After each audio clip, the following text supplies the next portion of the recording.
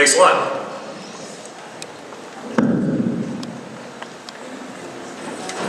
Good evening, everyone. I just first wanted to thank Jack Morgan, and I wanted to thank all the district chairs down here in the 9th for putting this debate together. And I want to thank each and every one of you for attending and listening to all of us politicians speak about the Lieutenant Governor's race. My name is Stewart. I'm chairman of the Prince William Board of County Supervisors. It's the second largest county in the state with 425,000 residents. I've been chairman since 2006, and I am directly elected by all 425,000 residents. There's 77 precincts, and I've been there since 2006. I grew up as the son of a longshoreman. He was a Democrat, a union man, and he and I fought a lot about politics. He was a great man, but we disagreed on politics. I was the first in my family to go to college.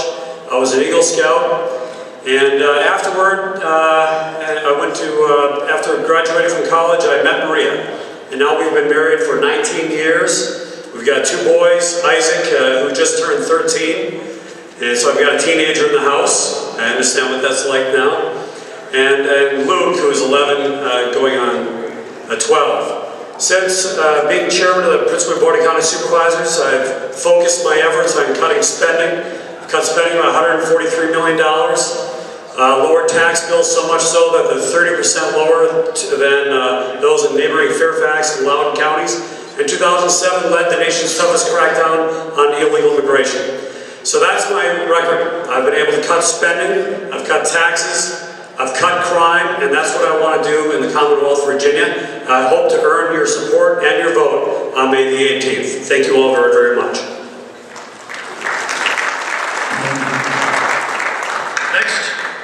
Lingamfelter. Thank you so much for having us here tonight. Normally when we have opening remarks, I spend some time and talk about why I think I'm qualified to be Lieutenant Governor. You can go to my website. I encourage you to do that, because I want to use the time I have available to tell you a story. Several months ago, I was in Grundy. I was down there meeting some supporters, and I had some time to kill, and I was over at the coal miner statue. How many of you know where that is in Grundy? I'm taking some pictures, and a fellow walked up to me whose family was in a van across the empty parking lot, had a flat tire. He asked if I could help him. Could he use my jack? So I got the jack out, and I helped him fix his car. My car has 408,000 miles on it, by the way. I'm as cheap as a wet knot, I'm telling you right now. And so I went to help this fellow. And after we were done, I asked him what he did, and he said he's a coal miner. And I asked him, what do you think about what's going on in the country today? He looked at me and he said, you know, sir, I don't know what's going to happen. I never thought my government would wage war against my family and my job and my future and my Constitution. Folks, I've been in combat. I've been in combat. And I know what fear looks like.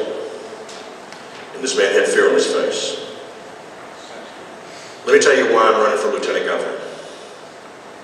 Because I never, ever want to see a man with that kind of fear on his face in the United States of America. The government should never be threatening our freedom, our Constitution, our liberty, our jobs, and the welfare of our families. That's why I'm in this race. Thank you, sir. Stimpson. Good evening, I'm Susan Stimpson. I'm chairman of the Stafford County Board of Supervisors. We're the 7th largest county in Virginia, located just below Prince William, the Fredericksburg region. And my husband Dan, we've been married 20 years this September. He's a retired Marine, went to the Naval Academy. We met my senior year at Mary Washington in Fredericksburg, and we spent the first 15 years of our marriage moving around the country.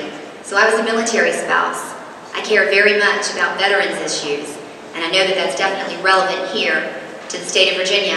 Coming down here today was like coming home. My mom's family from just over the border in Princeton, West Virginia, and so it always just leaves a very pleasant feeling coming down this beautiful drive. But Republicans, we have a problem. We have a governor in Governor McDonnell. We have a Speaker of the House in Bill Howell. And we have a Senate Majority Leader in Senator Tommy Norman. That finally we have all three houses of government, and we're going to solve transportation how? By the largest tax increase in Virginia's history. Not only that, we've now expanded entitlements. With just a few months ago, we were running against President Obama on that same issue. What are we as Republicans to do in the next election if, when we're in power, we cave on these freedoms and on these liberties? My concern is, what liberty is next? It doesn't even do any good to talk about Democrats at this point when we need to get our own house in order. And in Stafford County, I have, with my fellow board members, gotten our house in order. We cut our pay by 25%. We eliminated an onerous business tax peephole. We cut overall real estate taxes 3 years in a row and took our general admin staff down to 2004 levels. Conservative governing works. The next year we jumped to #1 in job growth, and we've had millions of dollars in economic surplus, allowing us to continue to lower taxes.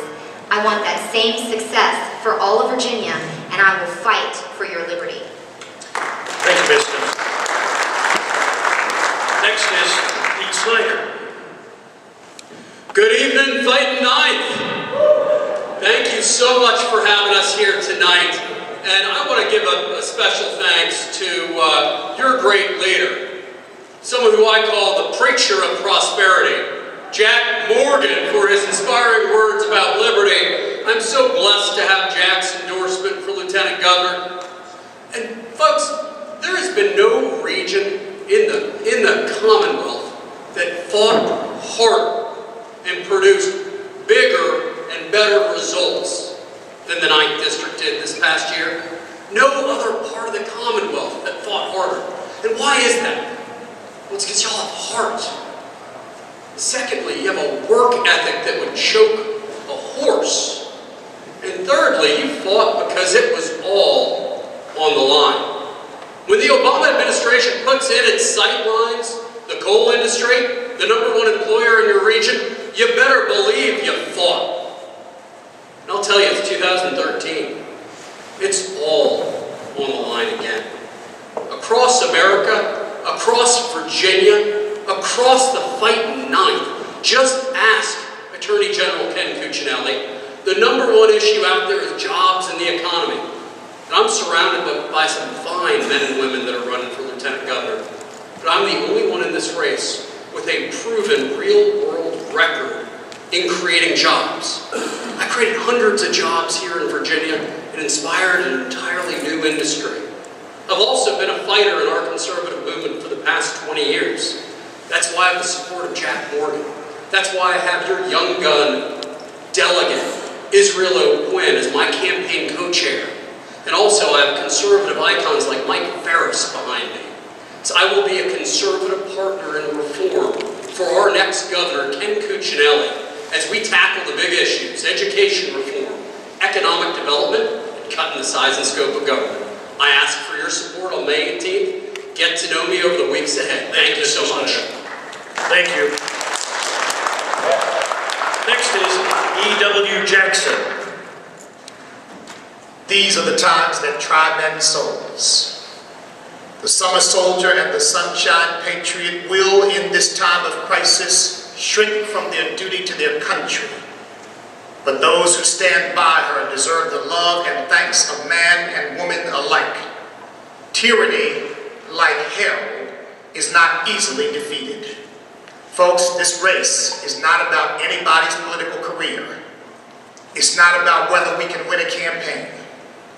This race is ultimately about the battle between good and evil, the battle between freedom and tyranny, whether we will remain a constitutional republic or we will morph into something else.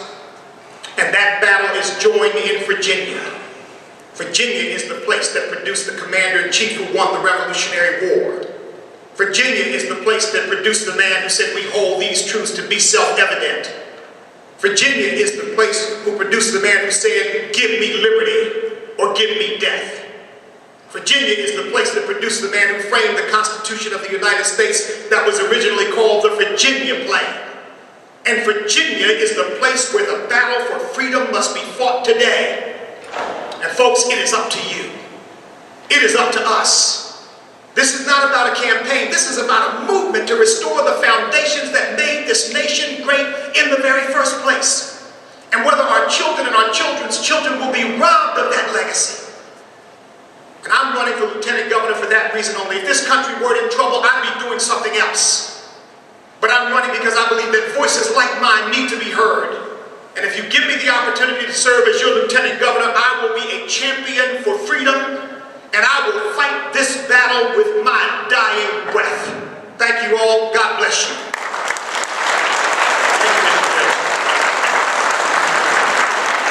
Next, JeanMarie Davis.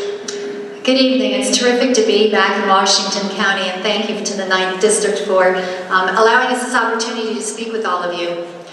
I want to tell you a little bit about myself, and I think it's important for you to hear this because I'm also going to talk about what the role of Lieutenant Governor is. I grew up in an Air Force family, moved to Arlington, Virginia when I was 10. I'm the mother of 4 daughters who are 24 to 34, and my 3rd daughter, Cassie, is an Air Force officer. I'm very proud that she's decided to serve our nation that way.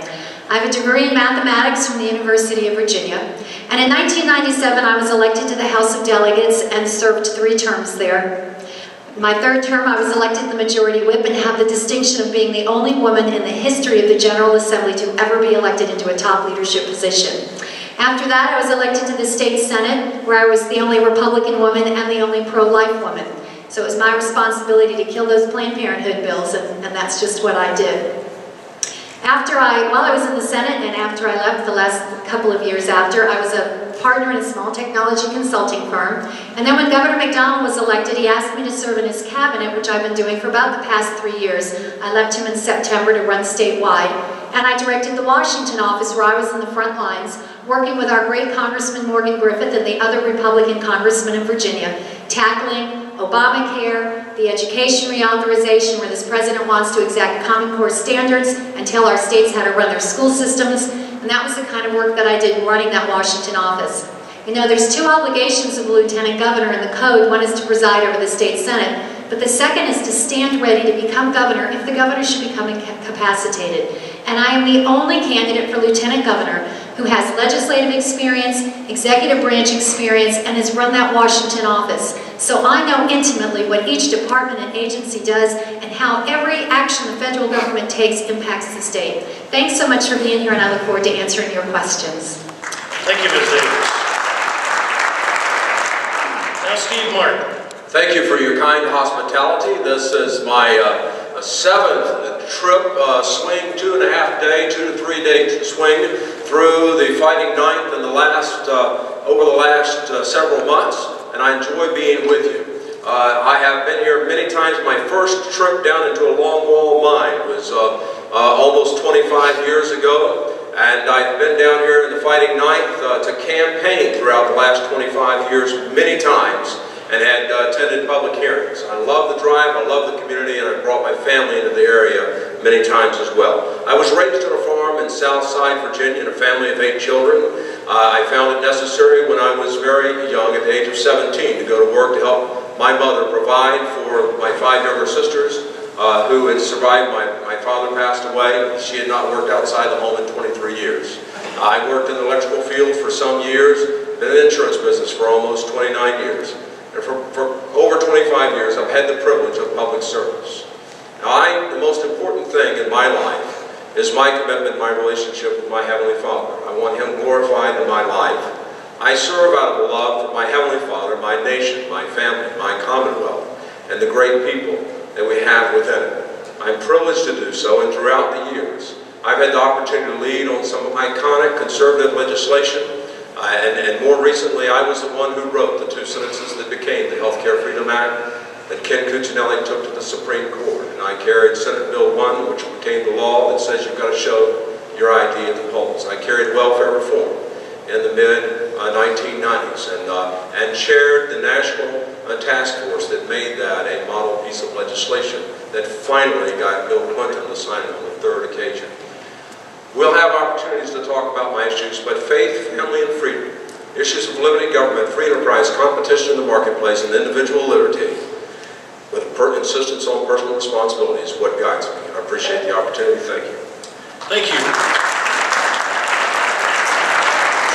I will move to the questions part of the debate. Because there are 7 of you and we want to ask numerous questions, we'll ask that you limit your answers to 60 seconds, please. Question number 1, we'll begin with Scott Lingamfelter. Unfortunately, the Southwest, South Side regions are not as economically prosperous as the other regions of the Commonwealth. Unemployment rates in some localities here are among the highest in Virginia. What specific policies or actions would you implement as Lieutenant Governor to improve the economy and the number of jobs available to Southwest Virginia residents? That is really an excellent question. We have a real opportunity here in Virginia. We are a right-to-work state. Are you glad that we're a right-to-work state? I'm not. Which is why I voted to protect our right to work. And we're also a low-tax state, which is why I voted against the transportation bill that would have raised your taxes this year. I think those two things are vitally important to attract new businesses to Virginia.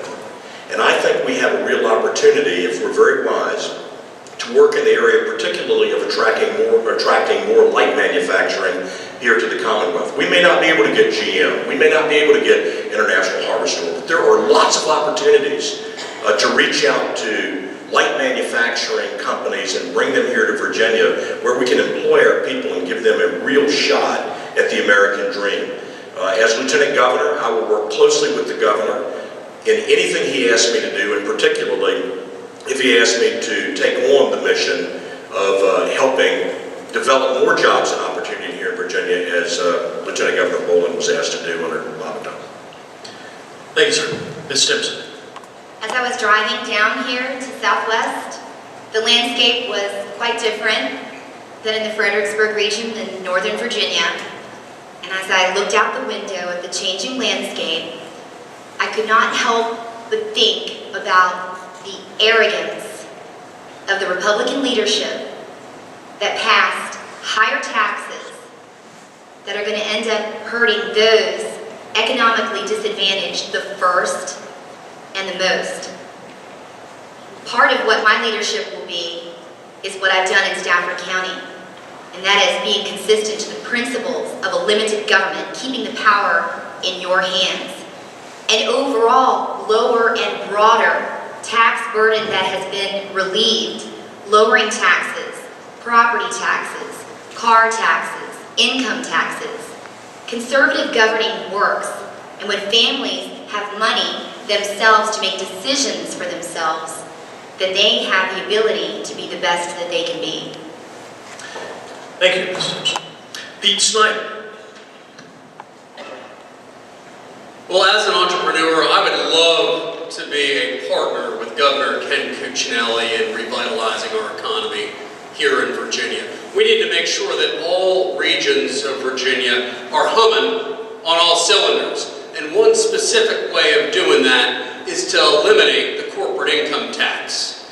Let's open up all of Virginia to small fry entrepreneurs like me and the medium and large size companies as well. I'll give you an example of economic development, shall we say Snyder style. I don't know, have any of you heard what's going on with Beretta these days?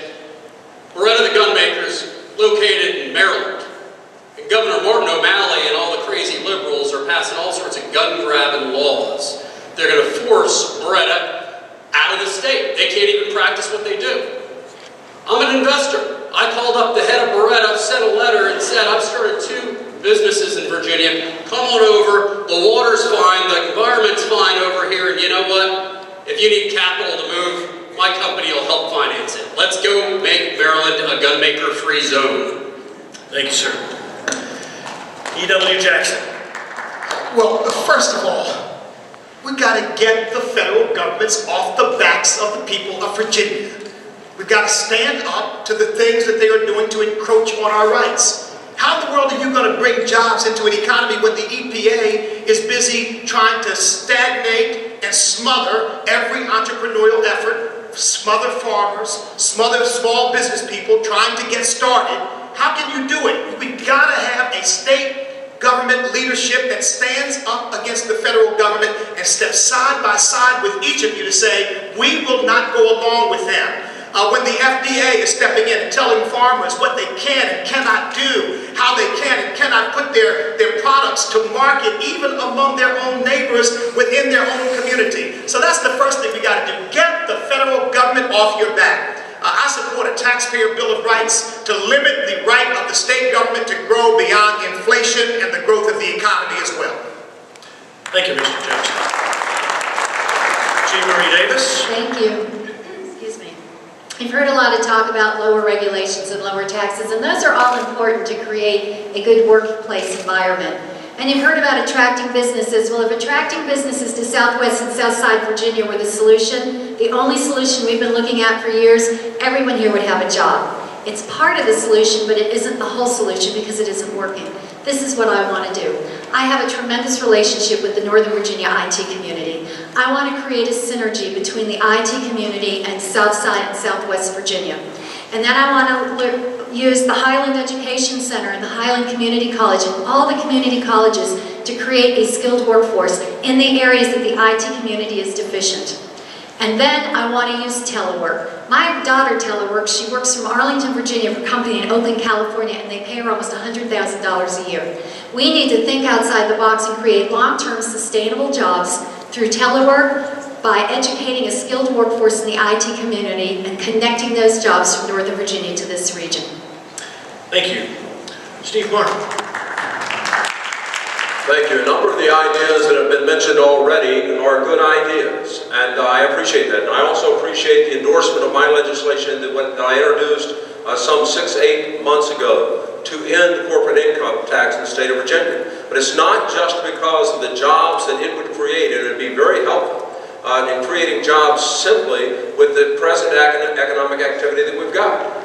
The fact is that with the widening of the Panama Canal Zone scheduled to be completed in 2014, an awful lot of shipping is going to come from the West Coast, not put in at the West Coast, going to bypass that and come up the East Coast. Right to work's great, and the fact that we are the deepest port this far south helps us as well. But if you remove our corporate income tax, we're going to have companies come in here like you won't believe, and we'll have prosperity across the board. I held hearings down here in Big Stone Gap and others, Gate City, and some of these mining towns years ago with welfare reform. It was really bad then. It's gotten much worse since the attack on coal, and we've got to do something about it. Thank you, Mr. Martin. Corey Stewart. Thank you. Last October, I actually had a chance to tour a surface mine in Hurley, Virginia, not too far from here. And, it was a real shame because after the election, you know what happened to that mine? It was shut down. They shut it down, they moved their operations, all the equipment and as much personnel as they could to Australia. They knew they couldn't take another 4 years of the Obama administration. That's not just a shame, that's an act absolutely devastating. And not just for Southwest Virginia, but all of Virginia. I think we got a real problem in Virginia. It's not enough just to complain about the federal government. We've got to offer real solutions. It's not enough that we only have one congressman who's speaking out and trying to do something about this in Washington. We've got to get all of our legislative delegation in Washington, whether you're in the 11th or whether you're in the 1st or whether you're in the 9th. We've got to make sure that we act as a commonwealth, that we're all looking out for each other. It's not about Southwest Virginia fighting this fight by itself. We've got to all surround and do the right thing for all of you. Because at the end of the day, bad news in Southwest Virginia is bad news for all of us in Virginia. I apologize for having to interrupt you, sir, but thank you very much. We'll move to our second question now. And ladies and gentlemen, would you please hold your applause until after closing statements, even if one of the candidates tells you what a handsome group you are. Please hold your applause until after closing statements. Thank you. Question number 2, Susan Stimpson, it goes to you first. Explain why you're qualified to step in and become governor if the need arises. Well, I would say that the traditional paradigm that we're used to of experience, where's that getting us? We now have a proposal of the highest tax increase in Virginia's history and an expansion of entitlements in Medicaid, which you and I both know that our state cannot sustain. I have both executive and legislative experience being the chairman of the Stafford County Board of Supervisors. So not only do we legislate the policy, but we execute the policy.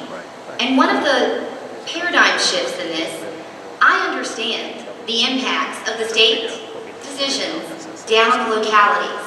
The majority of the state budget goes to your community, my community, all of the counties. I understand the impacts of that.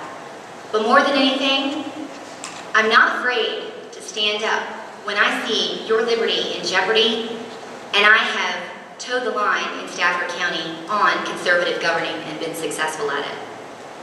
Thank you, Ms. Stimpson. Mr. Snyder, why you're qualified to step in and become governor if need be? Sure, very simply, I've spent over half my life as an executive. And I've balanced over the years over 15 budgets.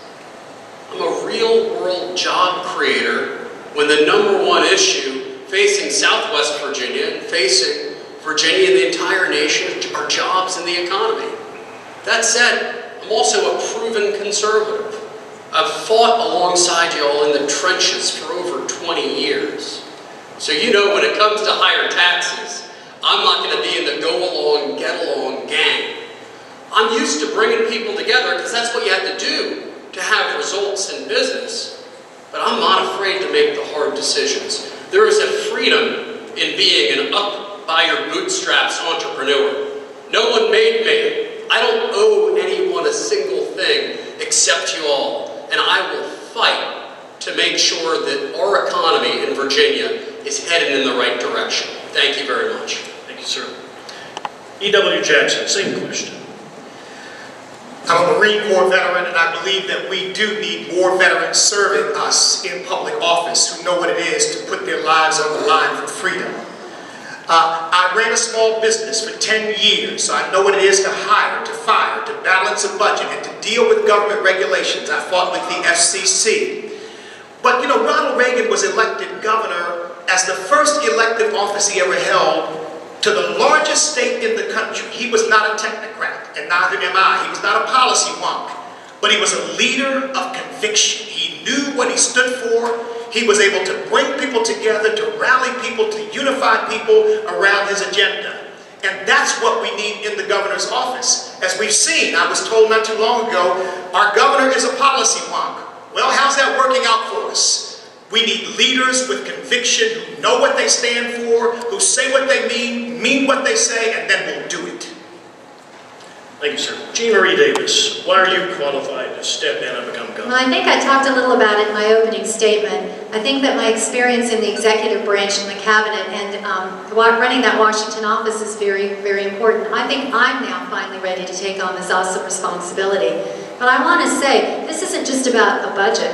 The governor is like a CEO that has multiple lines of business. You have to understand how health and human resources works, how transportation works, how natural resources works, how public safety works, how agriculture works, how technology works. We have a secretary, unlike Terry McAuliffe, I can name all of them.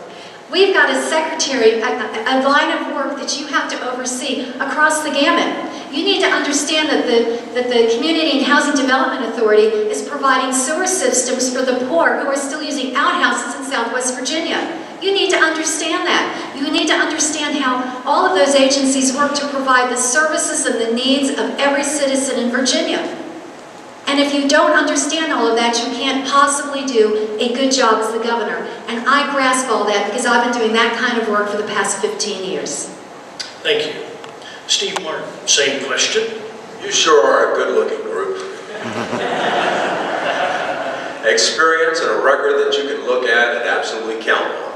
The fact is that throughout the years, I've been successful in legislative efforts. I chair the most challenging committee there is in the General Assembly, Education and Health. I was the first social conservative allowed to serve on that committee. The Senate would refuse to organize itself for 2.5 days to keep me from going on there. Now I'm a senior member and I chair it. When I pick up that gavel, I will know what I'm doing. I'll know what's going on around me. I'll be able to sense by the very movement and the conversations between the people that I've known all these years what they're getting ready to try to do, and I'll be ready for it. You can look at my record and you can absolutely count on how I'm going to cast that vote, and should the governor not be able to perform his duties, I understand how the government operates, I understand the needs, and I can step in there and do the job should that be the case. And well, that's okay. Thank you. Corey Stewart. Thank you. Well, for the past 7 years, I've been governing the second largest county in the state, 425,000 residents, and it's a tough political atmosphere. It went 57% for Barack Obama, but despite all that, I have a major accomplishments, conservative accomplishments. Cutting spending $143 million, eliminating 320 county jobs, reducing tax bills 8.5%, and still getting the job done. Because at the end of the day, it's up to me as the executive to get things accomplished. And whether you're a center-leaning Democrat, an independent, or a Republican, people are tired of politicians who talk but never accomplish anything.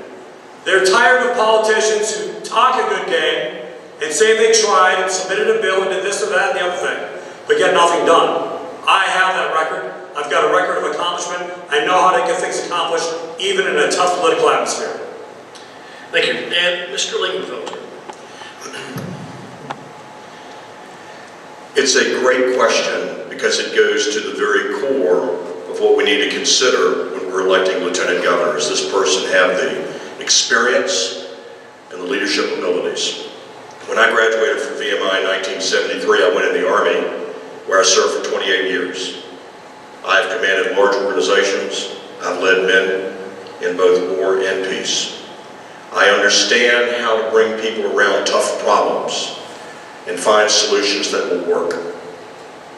All of us need to be ready to be lieutenant governor on day one, but we also must be ready to be governor on day two.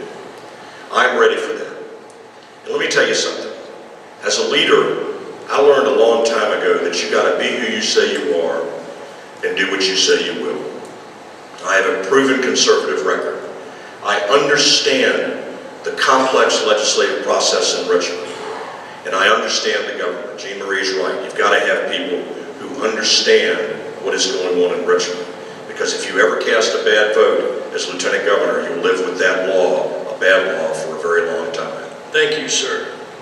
Let's move to our next question, and Pete Snyder, a question to you first. What are your views on Agenda 21? If your views have evolved over time, explain your viewpoints. Do you support or oppose the Agenda 21 concept? Why or why not?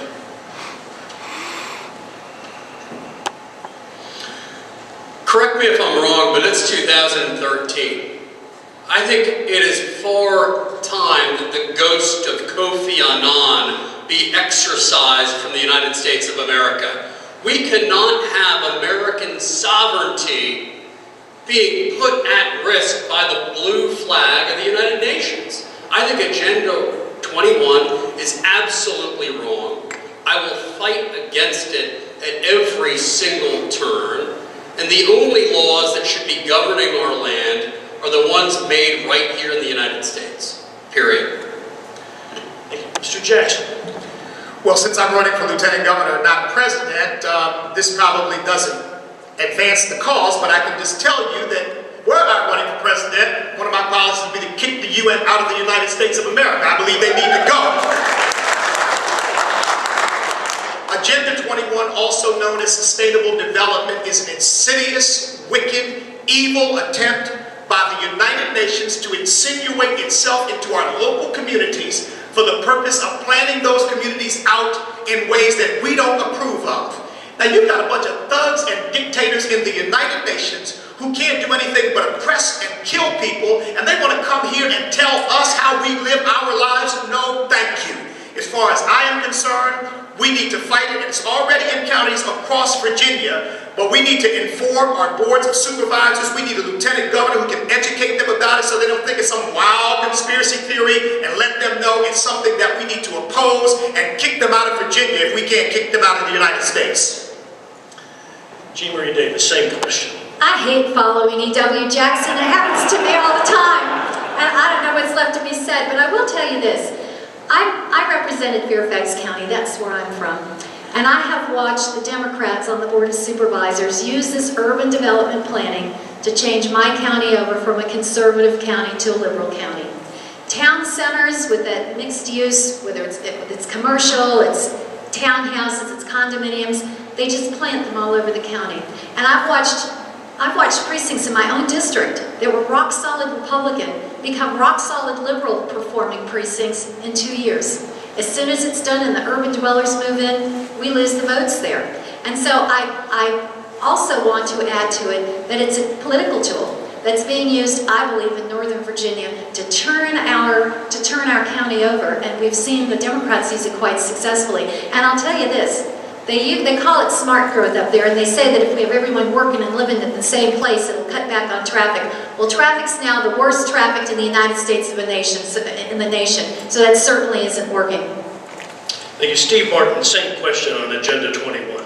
Yeah, sustainable development, urban UDAs, and also smart growth. They are just aspects of it. The whole of it is the denying of our liberties, taking away of our liberties. And I will tell you that as the senior member of local government through which local governments come to try to get these authorities, I can tell you that you can look and you can see year after year, bill after bill, sometimes me being the only no vote, sometimes only 2 or 3 or 4 of us now who vote no on these various bills that give local governments the authorities to deny property rights. I told our folks back home years ago when they come up with that stuff, I'm not going to be concerned about representing them corporately as much as I'm going to be concerned about representing the individuals. Yes, the federal government and the state government are also imposing things, and yes, we need to roll them back. But I did not need to know that there was such a thing as Agenda 21 to know that the policies were wrong. Thank you, sir. Mr. Stewart. Thank you. Well, Agenda 21 is not some crazy conspiracy theory. In fact, it exists right here in the Commonwealth of Virginia. In 2007, the General Assembly introduced some legislation that's called, you know what it was called? New Urbanism. So this was brought up by the knuckleheads out in the General Assembly to try to force local governments, i.e. local taxpayers, local residents, to develop high-density development, sustainable development, low-carbon footprint development. A bunch of junk. And just like I don't want and you don't want Washington invading the decision-making in Virginia, we shouldn't have people in Richmond telling us, as local taxpayers and local residents, what kind of land use policies we should be having in our own localities. That's what this is about. Richmond needs to stay in Richmond and not try to interfere with your local property rights. Thank you. And Mr. Lingamfelter, same Agenda 21 question. Well, of all the people that have spoken on this issue, I was the person on this dais that carried the resolution this year in the Virginia General Assembly opposing Agenda 21. And the press ridiculed me, they called me nutty, and everything under the sun. Let me tell you what they don't understand. This Icklet crowd that does the Agenda 21 is a socialist organization. Now maybe Barack Obama likes them, I don't. And I don't think they should be establishing the policy for how people function in their local government.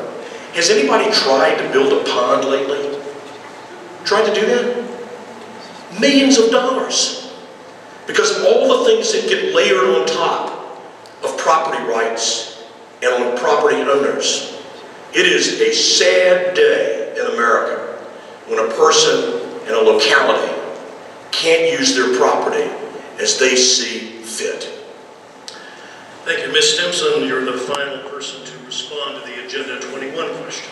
This is a prime example of why it's time for a paradigm shift. And having someone who's been an executive and a legislator at the local level in a position of state leadership, because I understand the impacts of state legislation on the communities. And just to educate you on the beginning of this, Corey referenced this, but it was House Bill 3202 that provided the groundwork for urban development areas, which 3 of my opponents up here on the stage voted for. In 2010, there were 2 localities, 2 counties that went to testify before the General Assembly, please do not implement these urban development areas. There was 1 no vote, and that was Senator Richard Stewart when it first came through the Senate. The committee said, no thank you. The General Assembly passed it unanimously. Counties had to implement UDAs by July the 1st, urban development areas, and then the next year, the same guy that authored the mandate, the General Assembly passed and made urban development areas optional. That's why we need a different paradigm shift. Thank you. Our next question we'll pose to you first, Mr. Jackson. Southwest Virginia has vast coal and energy resources that provide many quality jobs for our citizens. Access to top quality educational opportunities is also a top priority for the region. What specific plans would you have to see the Southwest Virginia maximizes its energy resources and also has funding for quality educational opportunities? Well, first, on maximizing energy resources, folks, the reality is we've got to make sure that our state regulatory apparatus frees up our land here in Southwest Virginia to be mined for coal, to be used for the exploration of energy that is available to us. And we've got to at least consider, study, figure out what we're going to do about this whole uranium mining question. Communities have to be deeply involved in these issues. But once again, we've got to get the federal government off the backs of our people. We've got to be able to control what happens to our resources. And that means we've got to stand up for the 10th Amendment. That's part of my platform. Now for education, I believe that we've got to have universal parental educational choice. Let the educational dollars follow the parent, whether they want to homeschool their child, send their child to a Christian school. Let the parent decide, not the government decide, and I think we'll see a revolution in education. Same question, JeanMarie Davis. Thank you. Working in the governor's Washington office, I did a lot of work in energy. And our greatest challenge, unfortunately, something our congressional delegation needs to help us with, and that's this administration that wants to shut down fossil fuel development. Governor McDonald wanted to drill offshore, which I know is on the other side of Virginia, and the president had complied, and in the BP oil spill, he put a moratorium in and is refusing to allow any states to drill offshore that aren't currently doing it. We've seen what has happened with these MAC rules that the EPA has been promulgating and how that's closing down coal, and really their goal is to make sure that not another coal-powered plant is ever built in this country. And they're going after nuclear plant with cooling towers and recommendations or requirements that are going to cost billions of dollars to comply with. So we have a real issue nationally with this administration and the EPA. As far as education is concerned, I had a long meeting with a member of the Board of Supervisors in Russell County yesterday, and it's clear to me that we have cut state-aid education so badly that our public schools systems in this region are suffering quite a bit, and we've got to stop doing that and restore those funds for our local public schools. Ms. Davis, thank you. Steve Martin, same question.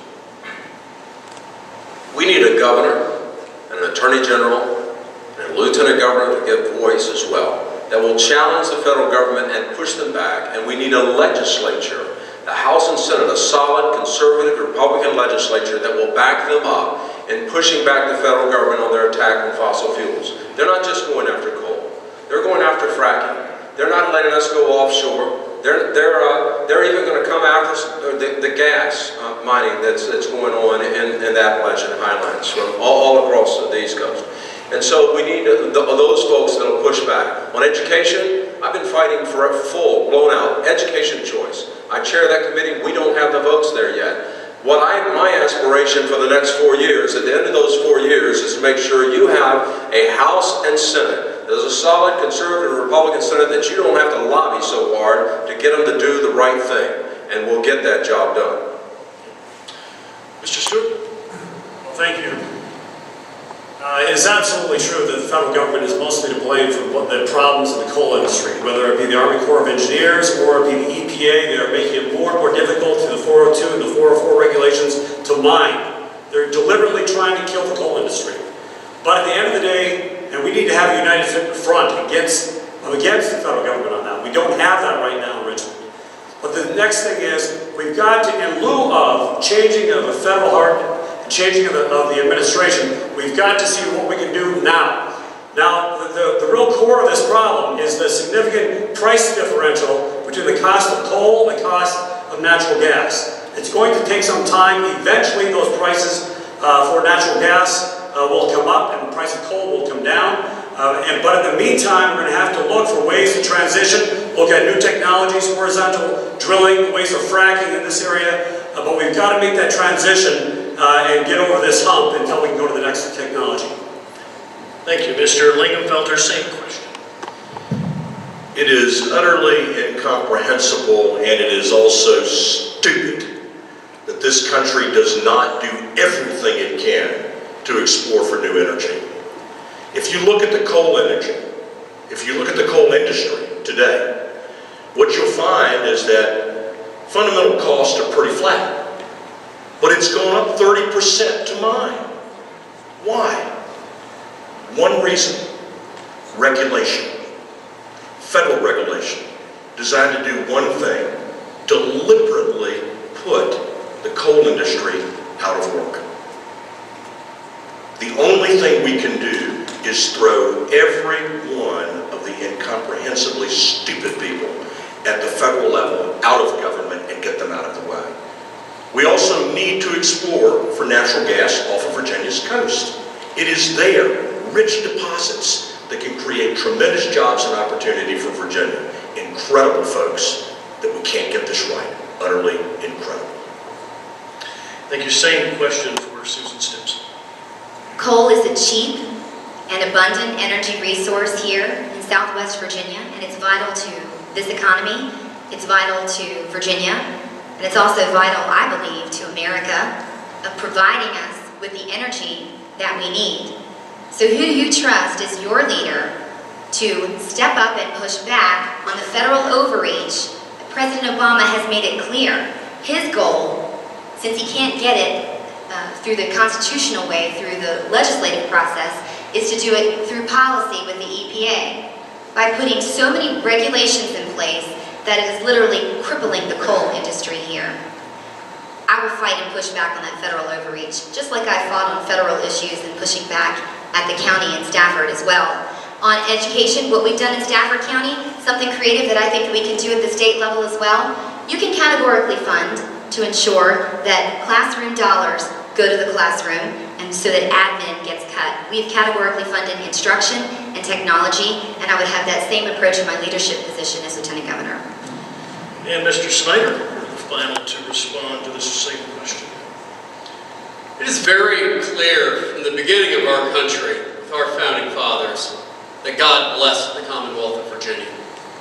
And God clearly blessed the Commonwealth of Virginia with an abundance of unbelievable natural resources.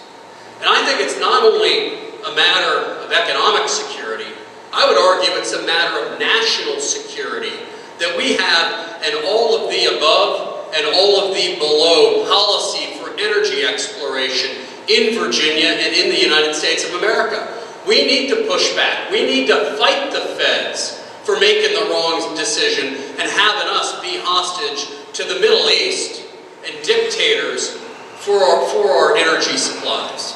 On education, that is the number one issue that I'm talking about in this campaign: education reform. Finally passing that constitutional amendment that will allow for more choice in charter schools in Virginia. Virginia needs to lead in education again. Thank you. As we did with the Attorney General candidates, we want to give each of these candidates the opportunity to ask another person on stage a question. They'll have 60 seconds to pose their question to whomever they choose. That person will have 60 seconds to answer. And remember, the fighting knife is just a slogan. JeanMarie Davis, you're first. You. Pete, during the course of this campaign, you have talked about how bloated the federal budget is, and yet you repeatedly visited with my husband and other members of Congress to request a direct earmark for your company, New Media Strategies.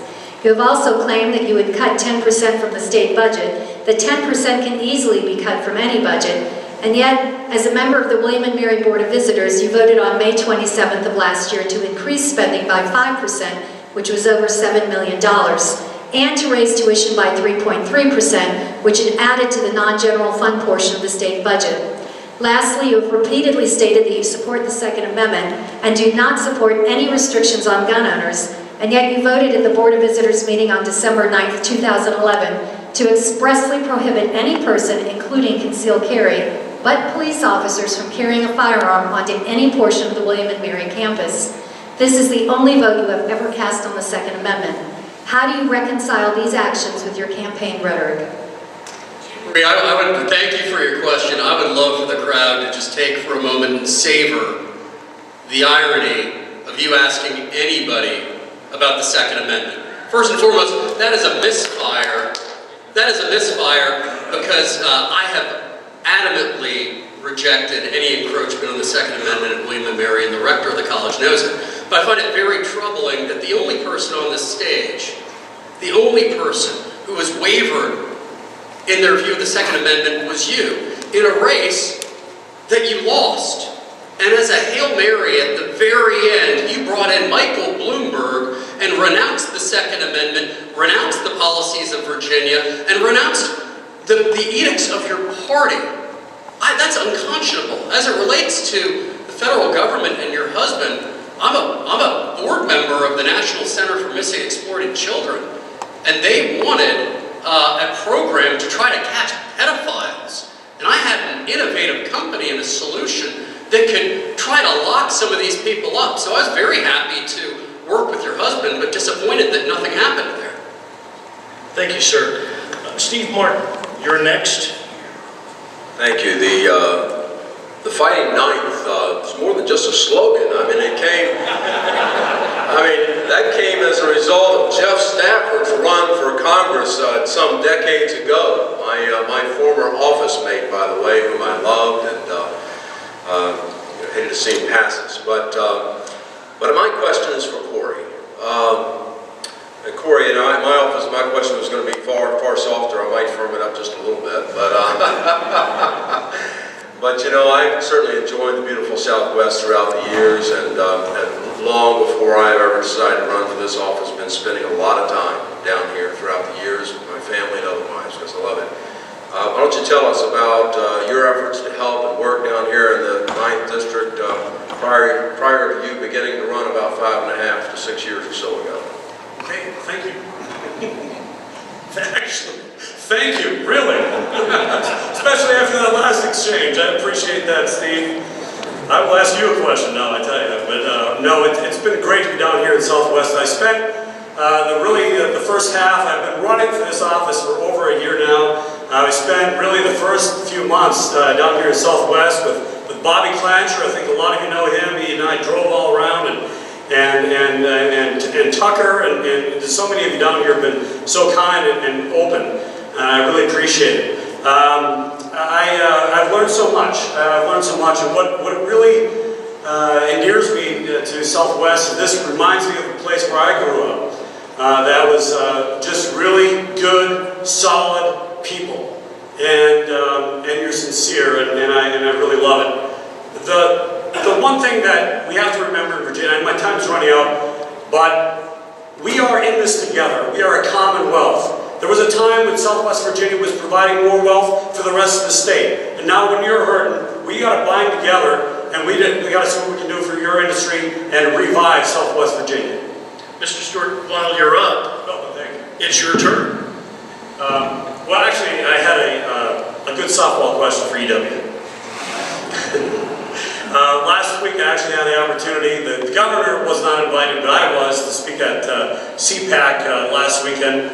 And the question that was presented to me, and the reason I spoke, was minority inclusion. Now, why would they ask me? It's because even as Prince William County became more and more diverse, it's the first majority minority county in Northern Virginia, my winning margin actually increased. And they wanted to know how I was able to do that. And the way that I described it, I went to 50 different African American churches in 2011. I spoke about being pro-life, 100% pro-life. I spoke about my opposition to gay marriage. Now those are normally things that you're shot down for in Northern Virginia, but these are our bridge issues. These are our principles, and these are our ways to reach out to minority voters. My question though is, EW, I'd love to get your perspective on how we can bring more minority voters to our conservative movement. Thank you, Corey. And first of all, I'd like to say, I think Corey Stewart is a minority candidate. He's from Minnesota.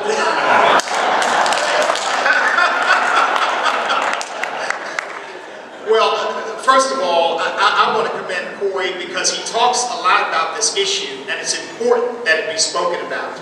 It's important that we understand that we have to reach out. My perspective is we don't need to condescend. We don't need to change our principles. We don't need to change our values. We need to reach out to people on the basis of shared values. Folks, freedom works for everybody. It works for everybody. It's not about masses or groups. It's about individuals.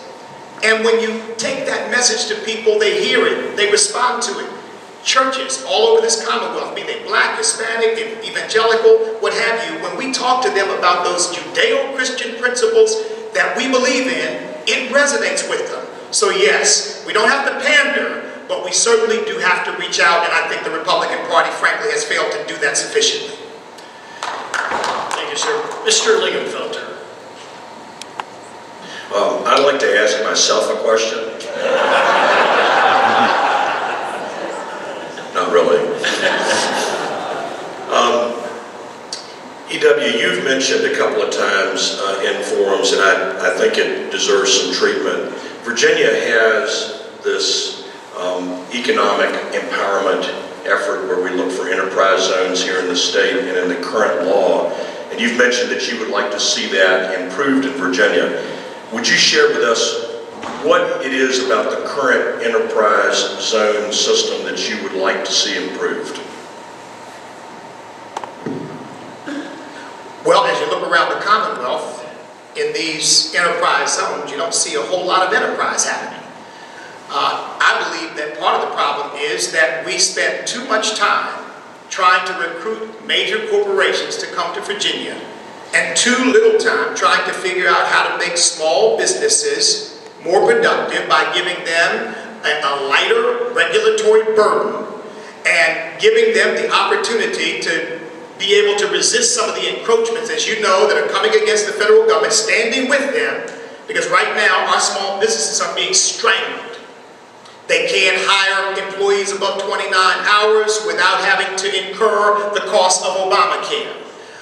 They can't grow to so many employees without having to incur the cost of Obamacare.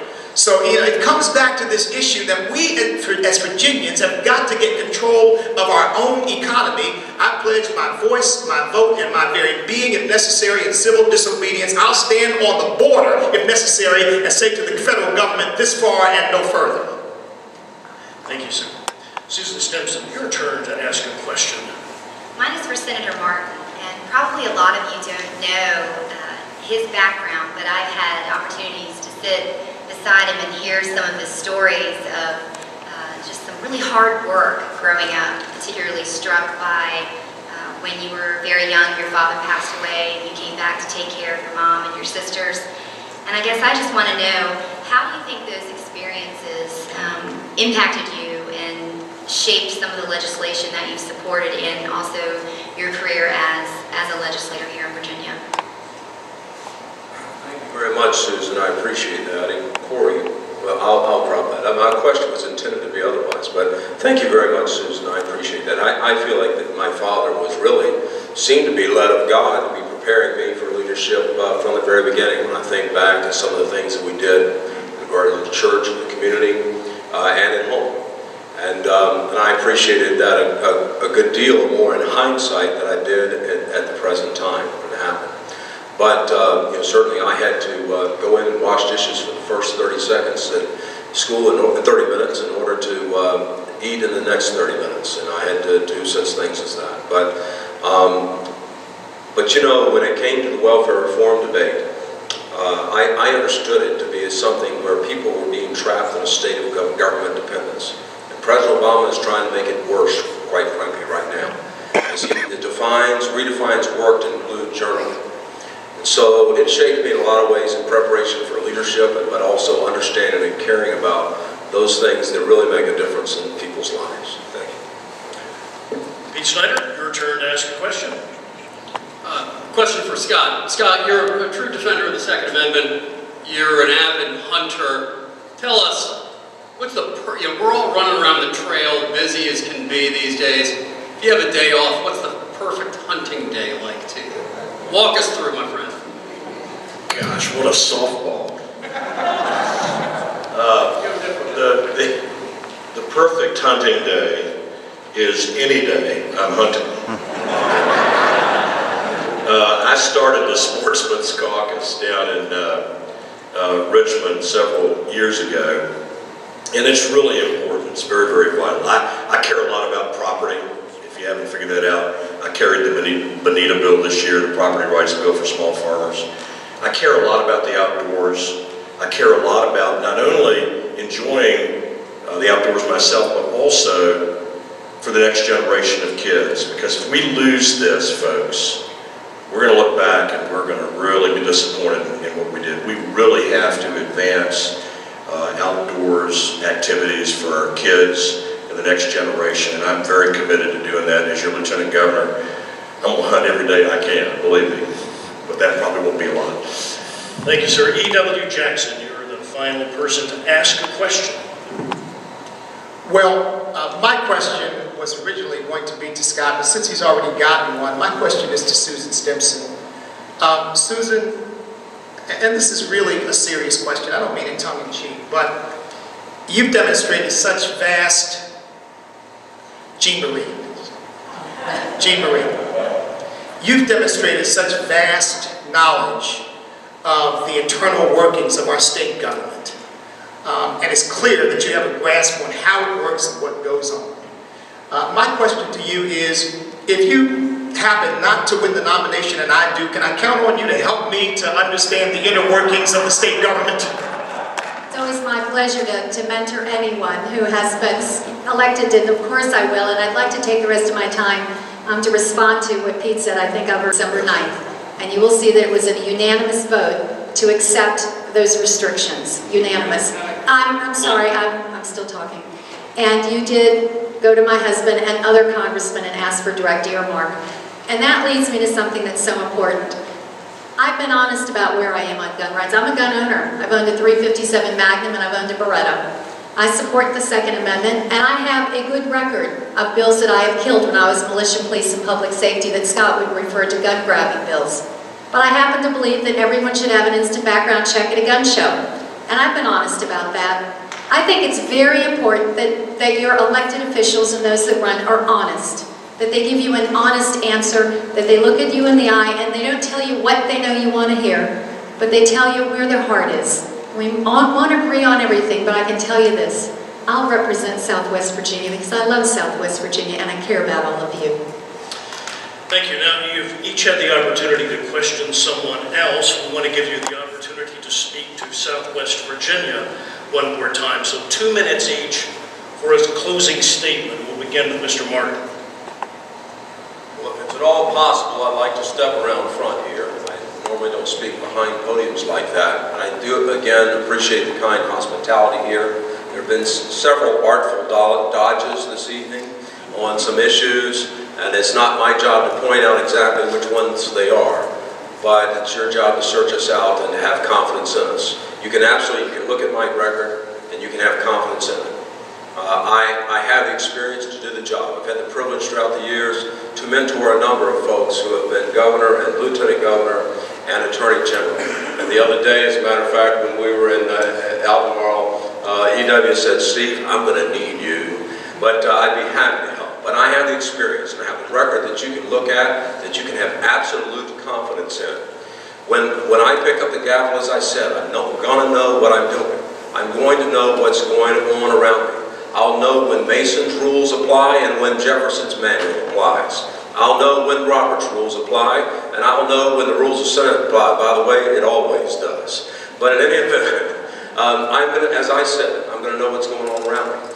And you can have an absolute confidence in how I'm going to vote. The fact is that I have had to lead charges sometimes against our Republican leadership when they're wrong. The other day I was asked, would I pledge myself to always vote with the Republicans in a tie vote? Well, you know, sometimes we might have a tie vote when it's not exactly along partisan lines and they may be wrong. So I'm not going to give that pledge and give my vote over to someone else. I will tell you that I will do what's right, and you can look at my record and see what that is and have confidence in that.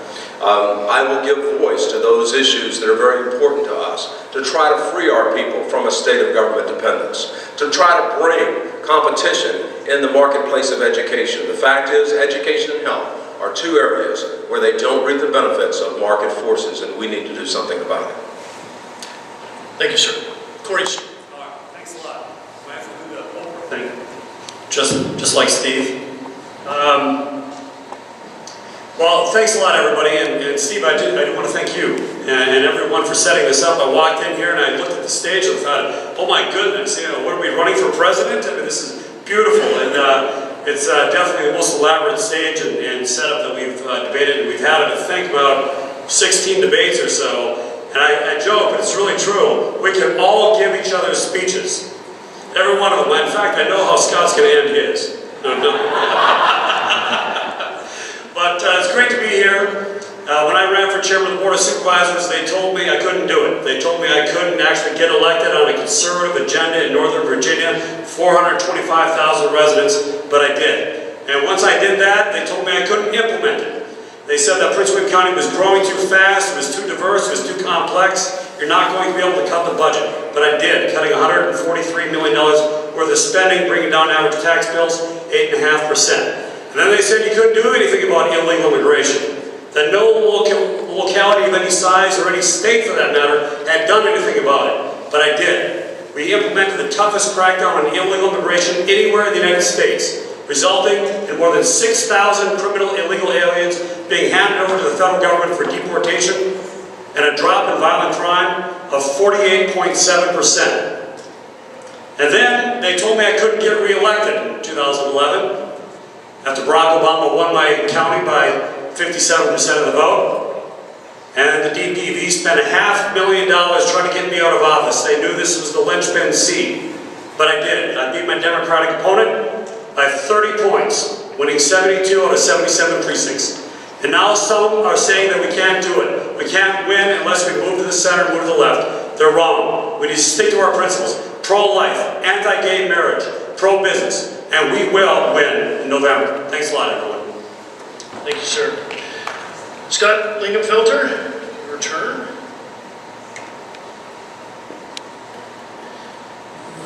Folks, I want to make a point to you. In 2013, a brush fire of liberalism broke out in America. The question is, will Virginia be the firebreak? I want to tell you a story. The challenge of our time is liberty. In 1843, a young Massachusetts scholar was doing research on the surviving members of the Revolutionary War, and they found Captain Levi Preston, 70 years old in this fellow, he was 90 years old. And the young scholar said to Captain Preston, "So, you went out to fight the British?" The old gentleman didn't say anything, he just stood there silently. And he said, "Well, you were oppressed." He said, "We weren't oppressed." He said, "Well, what about the Stamp Act? You were mad about the Stamp Act." Never paid a penny for one. "But what about the tea tax? You were angry about the tea tax." He said, "Never drank a drop of it. The doors through the harbor before we got there." "Well, what about Locke and Sidney and Harrington, the great writers of liberty? You must have read them." He said, "The only books we had were the Bible, Isaac Watts' hymnal, and an almanac." And finally, in frustration, this youngster finally said to him, "Then why did you go out to fight?" The old gentleman gave this immortal response: "We had always been free, and we intended to stay free always."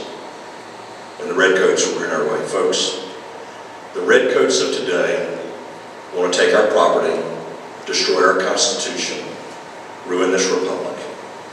you ask me to be your lieutenant governor, and you allow me to carry that God out as I did in battle, I will always stand against tyranny and always stand with liberty. God bless you, and thank you for inviting us tonight.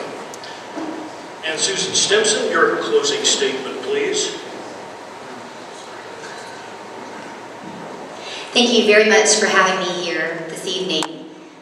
You have a tough decision. You have 7 people from which to choose. And I think it gets down to leadership. And what does each of these people up here running for this office believe is the role of government? I can tell you, I believe that government exists to secure and defend our right to life, to liberty, and pursuit of happiness. Anything outside of that is infringing on your rights.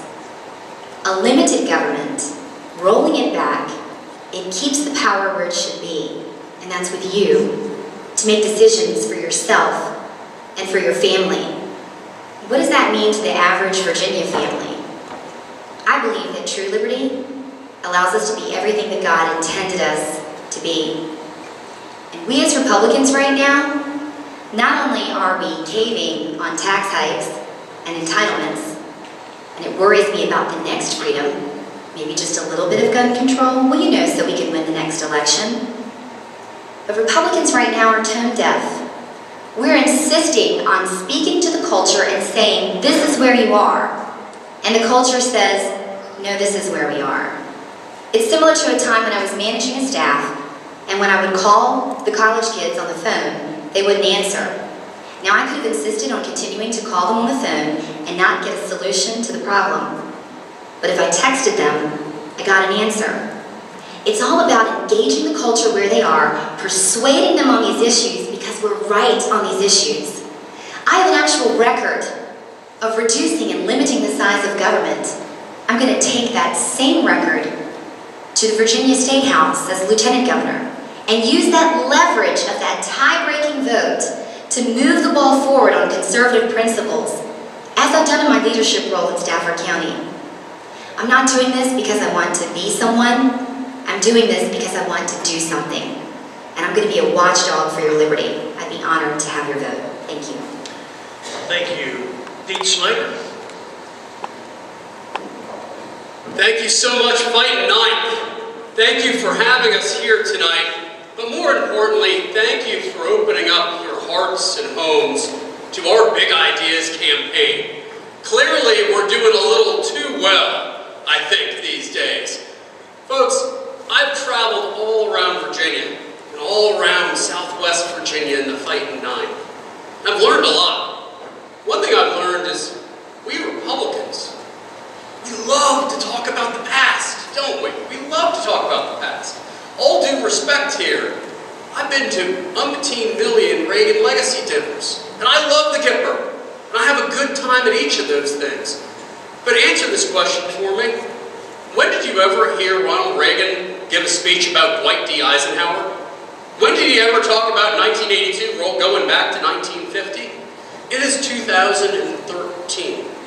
We need to be, just as Reagan was, relentlessly focused on the future. I've been blessed. I've hired hundreds of people over my career, but not once did I hire a single person based on their resume.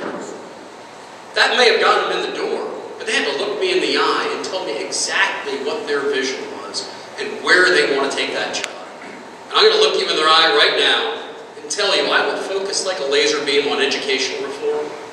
I will fight to make sure that we have jobs here in the Fighting Ninth, and we have economic development by cutting the corporate income tax. I'll also work hard to roll back the tyranny of big government by reducing the size and scope of government by 10%. Looking out in the crowd, I see a lot of friends, some folks who might be uncertain, some folks who may have stickers for other people. I'll tell you a story.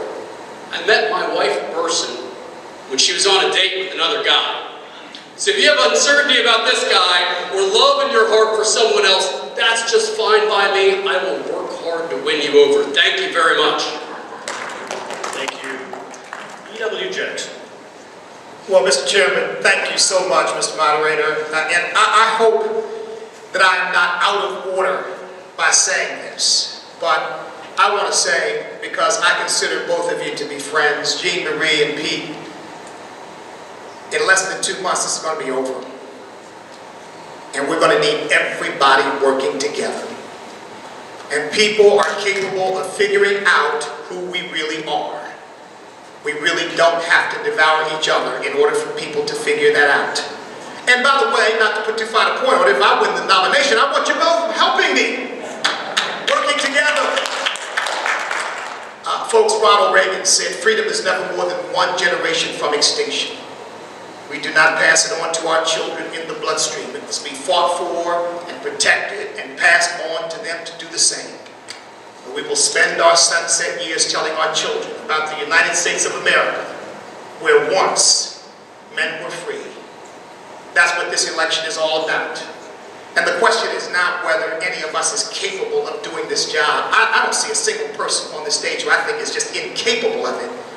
I think the question is, who do you believe is right for this moment? Who do you believe has the character to deal with the opposition and the pressure that is going to come against them in trying to stand up for the things that we enunciated here? Who do you believe loves this Commonwealth, loves this country, loves God, loves you enough to die for it if necessary? That's the kind of leadership, in my view, that we need right now. We need leadership that will inspire and unite and bring in new people. And while I don't live in the past, I'll tell you what, I could use a little Ronald Reagan right now, because I want the 21st century to be the greatest century in the history of this country. God bless you. God bless America. God bless the Commonwealth of Virginia. Thank you, sir. JeanMarie Davis, your closing statement, please. Thank you very much for being here and hearing us this evening. One of the things that I want to talk with you about is something that I think is very important, and that's electability. You know, in Northern Virginia, we lost by 200,000 votes. We lost by 120,000 votes in Fairfax County. And when we went to look afterwards to see why we lost by such large numbers, and unfortunately, those numbers were so large that we couldn't overcome them with the great effort that all of you put forth, and actually the better performance we did in 2012 that you did than in 2008. So we went back to look at why we had such significant losses. And we came to find out that we had lost our ethnic voters, who are 30% of the vote in Northern Virginia. Hispanics, Vietnamese, and Koreans are our largest voting bloc, and they didn't vote for us. A lot of it had to do with the fact that neither of the campaigns, Romney or Allen, reached out to them very much, and Obama and Kane did. But I'm very proud to tell you that I have every ethnic Republican leader on board my campaign. 2 weeks ago, we filed 1,000 delegates in Fairfax County, my campaign, and 400 of them were ethnic voters. I have ethnic voters in Rico and in Hampton Roads that are coming on board, and my campaign is going to bring 500 or 600 ethnics to the convention. And I think that's so important, because I feel that when they come and they're warmly welcomed, when they hear our platform, they're going to know that they're conservatives and we're the conservative party, and they should be voting for us. And perhaps we can plant a seed and bring them back so that we can win in Northern Virginia. I know that I can build the bridge with the ethnic voters in Northern Virginia, where we lost so significantly, for Ken Cuccinelli. I also have the support of the business community in Northern Virginia, another bridge that we need to build. And so I know that I am the greatest asset. I won in a district that was 17-point Democrat generic. Only 25% of my voters were Republican. 25%. But I won 4 times, twice with 60% of the vote, because I had ethnic voters and women voters voting for me. I know I can be a great asset for Ken in Northern Virginia and help our ticket win statewide. And I'd appreciate your support on May 18th. Thanks so much for having us this evening. Thank you. Ladies and gentlemen, I would like to thank you for not applauding when Steve Martin told you what a handsome group you are. But it would be absolutely appropriate to thank these folks for coming to Southwest Virginia.